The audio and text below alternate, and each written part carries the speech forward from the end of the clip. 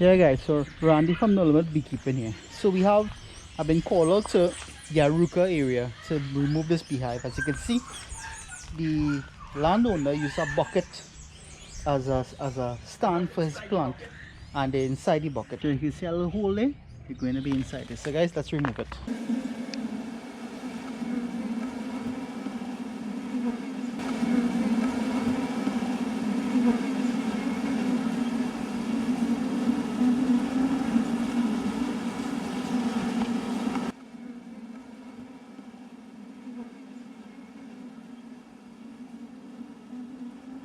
Put it as close to the spot as possible.